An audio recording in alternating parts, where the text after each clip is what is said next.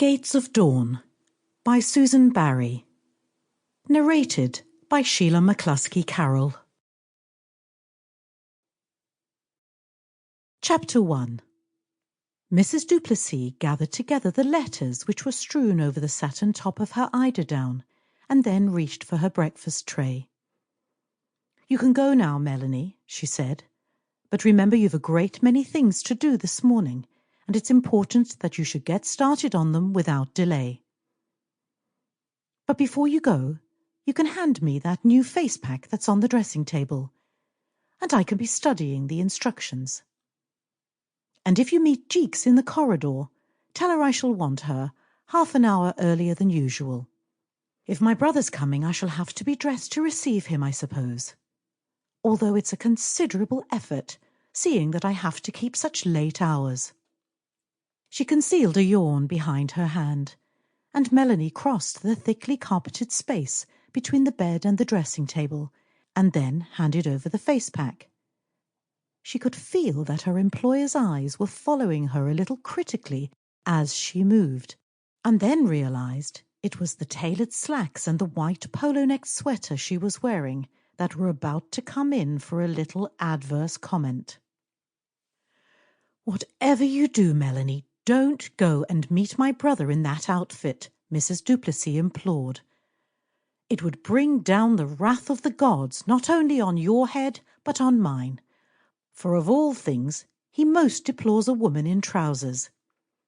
Next to that, he dislikes nail varnish, so don't wear any this morning, for I can't stand his endless criticisms.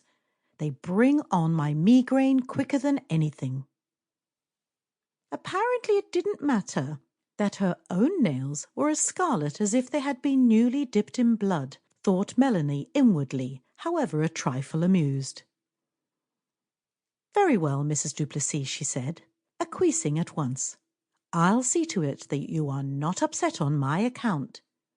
"Good girl," Mrs. Duplessis approved, rewarding her with a bleak smile, while she started to butter a wafer-thin piece of toast. "It's a nuisance that we've got to have him at all, but he isn't likely to stay long, that's one thing, and then we'll be back to normal again.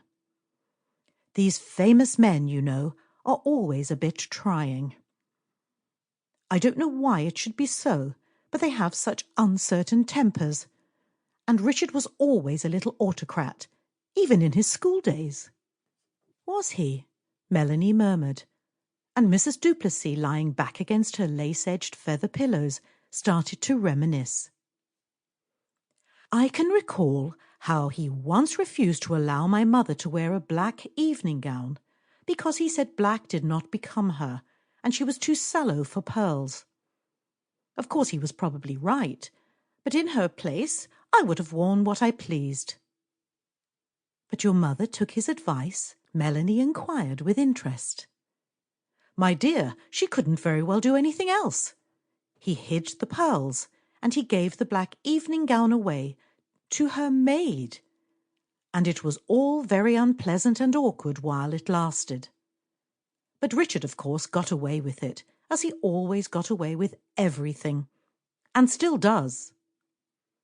"He must have a most forceful personality," Melanie observed.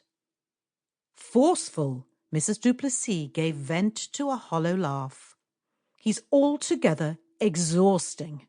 If he's going to buy Walled House, I hope he'll hurry up and make up his mind, and then go away back to London while it's being got ready. I just couldn't endure him about for long." "In that case, I hope he will for your sake," Melanie remarked, and thought with a sinking of the heart that was the man she had instructions to meet at the station in a little less than an hour's time.